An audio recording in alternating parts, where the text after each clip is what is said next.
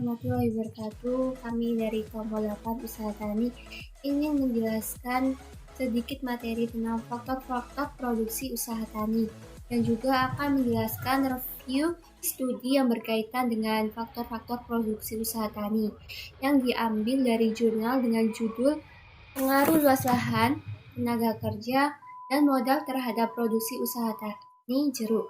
Sebelumnya, perkenalkan nama saya Indah Rahma Juwita, NIM 063. Jadi, faktor-faktor produksi usaha tani merupakan suatu keadaan atau peristiwa yang memberikan keuntungan besar bagi petani dalam memproduksi usaha taninya, di mana para petani mencapai keberhasilan dalam memproduksi usaha taninya harus memenuhi 4 faktor tersebut, diantaranya yaitu faktor alam, faktor manajemen, faktor tenaga kerja, dan juga faktor modal.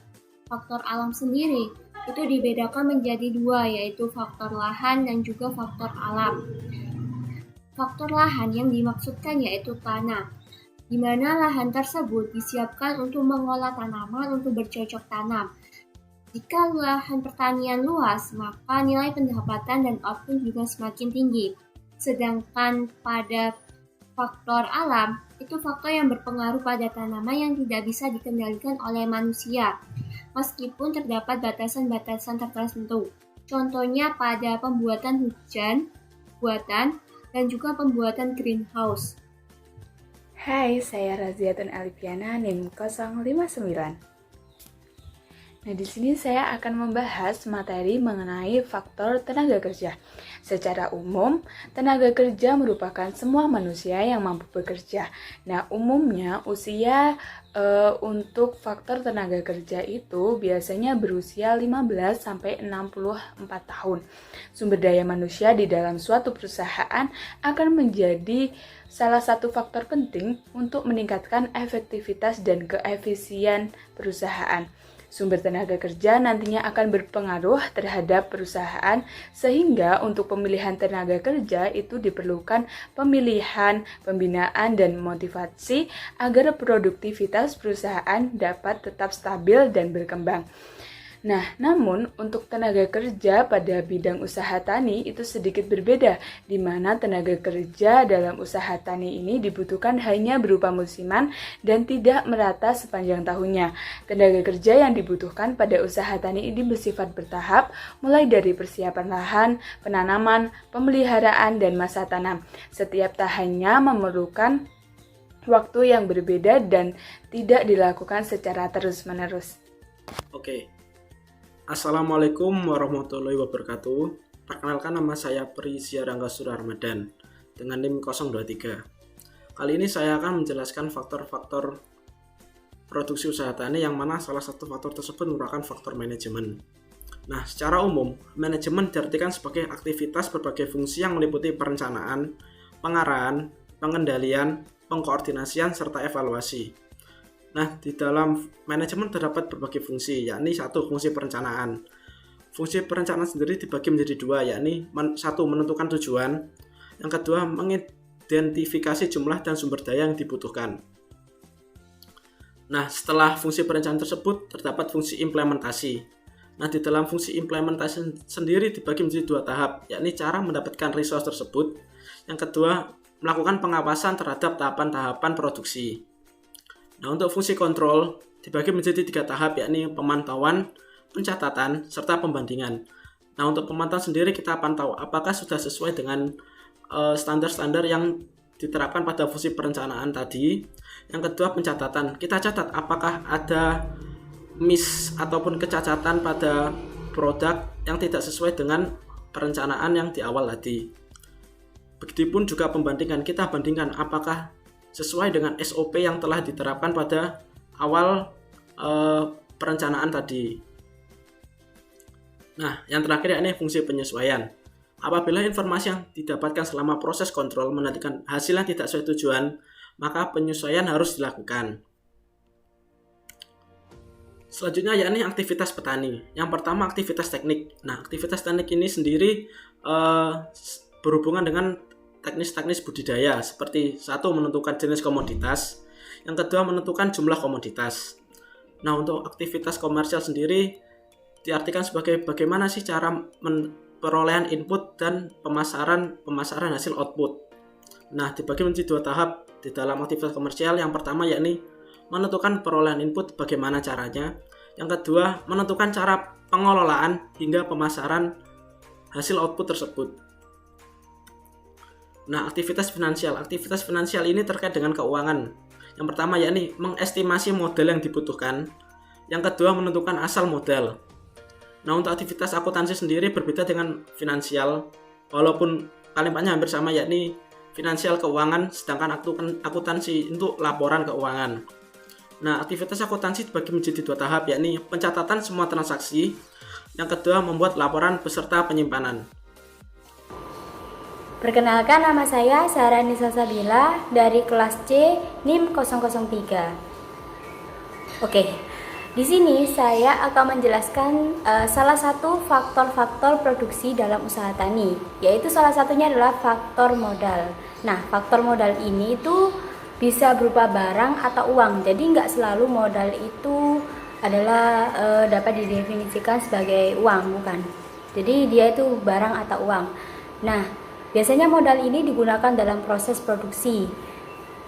Modal dalam usaha tani terdiri dari bangunan, alat-alat, bahan pertanian, uang tunai, ternak, dan tanaman yang diusahakan. Lalu modal itu dibagi menjadi dua, ada modal tetap dan modal berjalan.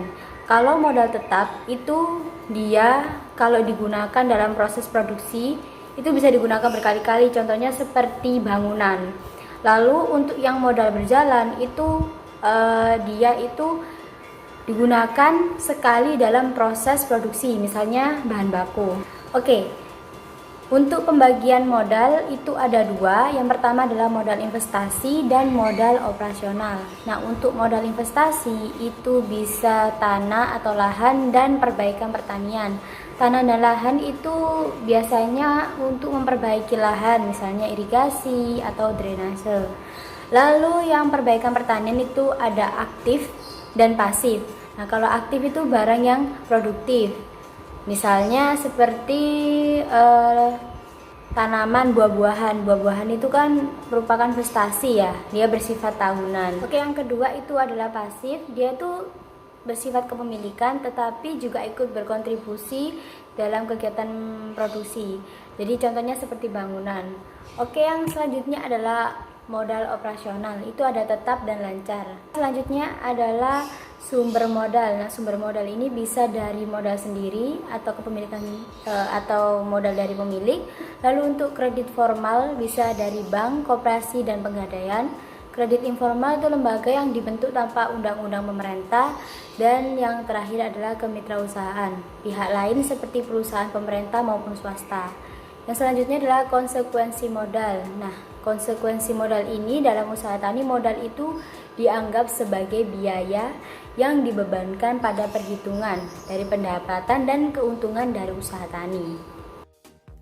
Kemudian latar belakang yang mendasari dari jurnal tersebut adalah di mana Kabupaten Bungli ini termasuk daerah yang memiliki potensi produktivitas jeruk yang tinggi. Jenis jeruk yang diproduksi atau dibudidayakan di Kabupaten Bungli ini adalah jenis jeruk siam. Pemilihan jenis jeruk ini karena buahnya yang manis dan sehingga dari jenis jeruk tersebut itu banyak digemari oleh semua orang. Jeruk siam ini biasanya dijual dengan kisaran harga 3.500 sampai dengan 4.000, di mana harga tersebut dipatok dari tengkulak, yang kemudian dari tengkulak tersebut akan memasarkan kembali ke pasar-pasar lokal.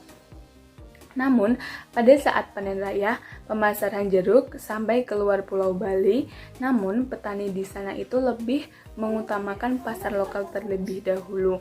Nah, kemudian untuk perkembangan luas budidaya jeruk pada setiap kecamatan di Kabupaten Bungli itu memiliki rata-rata kenaikan luas lahan setiap tahunnya. Namun terdapat setiap kecamatan yang mengalami peningkatan dan penurunan produksi yang disebabkan oleh beberapa faktor.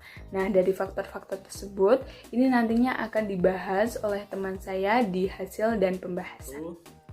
Di sini saya akan menjelaskan hasil review jurnal kami yakni pengaruh luas lahan, tenaga kerja, dan modal terhadap produksi usaha tani jeruk. Nah, untuk metode penelitian. Nah, untuk metode yang digunakan dalam analisis di dalam jurnal ini adalah regresi linear berganda. Untuk aplikasi persamaan regresi dikenal dalam bentuk double log oleh Cobb Douglas. Nah, untuk keterangan variabelnya sendiri, untuk variabel independen yakni X1, X2, X3. Keterangan X1 yakni pengaruh luas lahan, X2 tenaga kerja, X3 modal. Untuk variabel dependen atau variabel Y yakni produksi usaha tani jeruk di Kecamatan Tembuku, Kabupaten Bangli. Nah, untuk jumlah populasi yang digunakan berjumlah 208 orang. Kemudian untuk sampel diambil sebanyak 68 sampel petani jeruk di Kecamatan Tembuku. Nah, untuk mencari hasil sampel di sini yakni kita kali saja jumlah populasi sebanyak 15 dikali 68 dibagi 208. Nanti hasilnya ketemu ini. Oke. Nah, untuk persamaan regresinya sendiri rumusnya seperti ini. Sekian, terima kasih. Nah, ini merupakan output analisis regresinya. Jadi, sebenarnya untuk usaha tani itu berhubungan dengan statistika juga. Jadi, untuk melihat pengaruh faktor-faktor produksi, apakah benar lahan, terus ada modal, tenaga kerja, itu apakah berpengaruh dengan produktivitas dari studi kasus ini, produksi jeruk di Kecamatan Tembuku. Nah, itu berpengaruh apa tidak? Nah, untuk melihat pengaruhnya itu digunakan analisis regresi. Nah, untuk analisis regresi itu ada variabel independen dan dependen. Nah, untuk variabel independennya itu adalah luas lahan, tenaga kerja, dan modal. Sedangkan yang untuk variabel dependennya itu adalah produksi jeruk di Kecamatan Tembuku. Untuk melihat pengaruh antara variabel independen dan variabel dependen itu berpengaruh atau tidak, itu dilihat dari nilai signifikannya. Nah, untuk yang luas lahan, tenaga kerja, modal itu signifikan. Kenapa? Karena dia itu kurang dari 0,05. Nah, jika kurang dari 0,05, maka benar kalau faktor luas lahan, tenaga kerja, modal itu berpengaruh signifikan terhadap produksi jeruk. Jadi dia berpengaruh. Nah, untuk melihat apakah dia itu berpengaruh positif atau negatif itu dilihat dari sini. B. Nah, itu ada 0,367 untuk luas lahan, ada tenaga kerja 0,361 dan modal 0,441. Nah, maksudnya itu apa? Nah, di situ tandanya adalah positif, kan tidak negatif. Kalau positif biasanya kalau misalnya meningkat variabel independennya, maka variabel dependennya juga meningkat. Oke, yang selanjutnya adalah pengaruh faktor-faktor produksi terhadap produksi jeruk di Kecamatan Tembuku. Nah, kan tadi luas lahan dari hasil analisis regresinya itu berpengaruh positif. Jadi, luas lahan itu sangat penting dalam proses produksi. Dan hal yang paling utama dalam usaha tani, karena semakin luas lahan, maka semakin besar jumlah produksi jeruk yang mampu dihasilkan oleh petani. Yang kedua adalah tenaga kerja. Berdasarkan hasil analisis regresi tadi, variabel tenaga kerja itu berpengaruh positif. Nah, dalam hal ini, pertanian tentunya sangat memerlukan peran tenaga kerja untuk menjalankan proses produksi. Karena apabila tenaga kerja itu semakin besar, maka proses produksinya itu makin optimal. Misalnya seperti jeruk itu kan pasti ada penanaman, pembibitan, pemeliharaan, pemupukan, dan lain sebagainya. Itu membutuhkan jumlah tenaga kerja yang besar. Jadi harus tenaga kerja itu harus banyak agar lebih maksimal untuk menghasilkan produksi jeruknya. Yang terakhir adalah modal. Nah, modal ini juga sangat penting. Kalau nggak ada modal pasti nggak jalan. Dari hasil analisis regresi tersebut itu juga berpengaruh positif. Jadi dalam pertanian, khususnya usaha tani jeruk, modal digunakan untuk membeli bibit, pupuk, obat-obatan, dan lain-lainnya. Perawatan produksi seperti pupuk anorganik dan obat-obatan dirasakan cukup mahal. Maka petani itu harus pintar-pintar untuk menggunakan modal yang dimiliki dengan sebaik-baiknya agar mampu menghasilkan produksi jeruk yang maksimal. Jadi, dari Jurnal tersebut dapat diambil kesimpulannya yaitu pengolahan data secara simultan maupun parsial menunjukkan bahwa variabel modal, tenaga kerja, dan juga lahan dapat dikatakan secara signifikan atau berpengaruh positif terhadap produksi usaha tani di Kecamatan Tembuku, Kabupaten Bali. Untuk sarannya dalam segi luas lahan yang terbatas yaitu dapat dikelola kembali secara intensif dengan tidak menggabungkan jenis tanaman hortikultura dengan tanaman lainnya dalam satu lahan, sehingga hasilnya akan maksimal. Untuk segi modalnya yang terbatas, itu berupayanya itu pemerintah memberikan bantuan kepada petani setempat untuk mengkaji kekurangan yang menghambat jalannya usaha para petani tersebut dengan memperkuat kapasitas sumber daya manusia pengawasan pupuk maupun pestisida di setiap daerah agar tetap menjaga ketahanan pangannya. Untuk dalam segi tenaga kerja itu kurangnya keterampilan. Sarannya kualitas tenaga kerja yang harus mengikuti kegiatan-kegiatan kepelatihan atau penyuluhan yang sudah diadakan pemerintah.